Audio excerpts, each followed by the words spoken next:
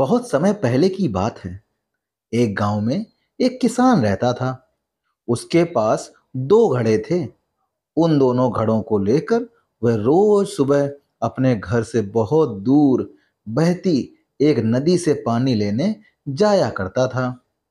पानी भरने के बाद वह उन घड़ों को एक बांस की लकड़ी के दोनों सिरों पर बांध देता और उसे अपने कंधे पर लाद कर वापस घर तक लाता था।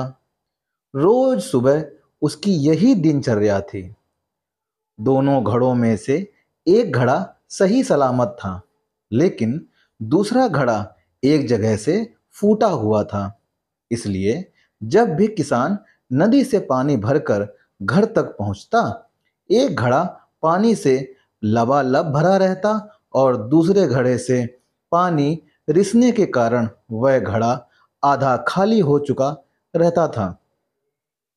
सही सलामत घड़े को खुद पर बड़ा घमंड था कि वह किसान के घर तक पूरा पानी पहुंचाता है।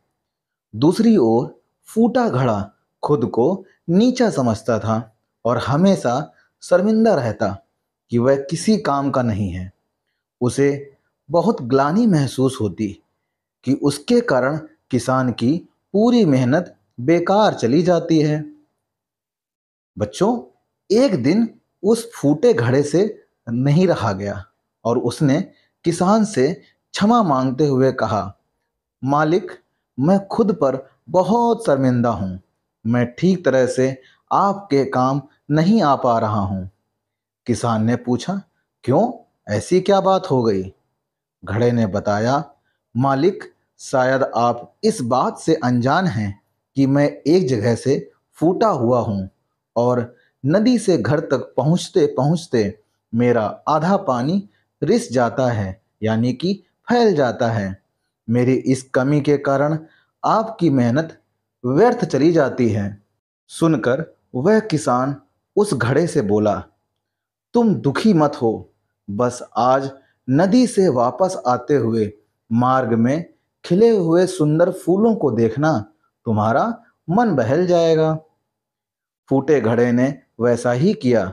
वह रास्ते भर सुंदर फूलों को देखता हुआ आया। इससे उसका विचलित मन शांत हो गया। लेकिन जब घर पहुंचते ही उसने पाया कि वह पुनः आधा खाली हो चुका है, तो उस पर फिर से उदासी छा गई।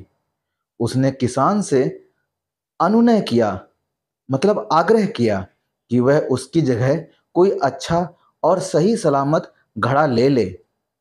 यह सुनकर किसान बोला, क्या तुमने ध्यान दिया कि बांस के जिस सिरे पर तुम बंधे रहते हो, उस ओर के मार्ग में सुंदर फूल खिले हुए हैं, जबकि मार्ग के दूसरी ओर सूखी जमीन है।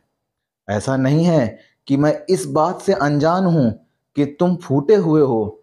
यह बात जानते हुए ही मैंने मार्ग के उस ओर सुंदर और रंग बिरंगे फूल लगा दिए। जब मैं नदी से पानी भरकर लाता हूं, तो तुम्हारे द्वारा उन फूलों को पानी मिल जाता है और वे सदा उस मार्ग को हरा भरा रखते हैं। तुम्हारे कारण ही वह मार्ग इतना सुंदर हो पाया है। इसलिए तुम खुद को कम मत आंको। दोस्तों, कोई भी ऊंचा या नीचा नहीं होता। इस दुनिया में हर इंसान को एक रोल मिला हुआ है, जिसे हर कोई बखूबी निभा रहा है।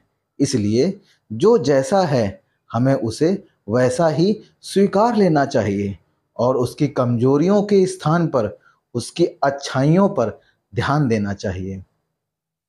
दोस्तों और बच्चों, कहानी कैसी लगी कमेंट करके जरूर बताइएगा और चैनल पर नए हो तो चैनल को लाइक, सब्सक्राइब और शेयर करना बिल्कुल मत भूलिएगा।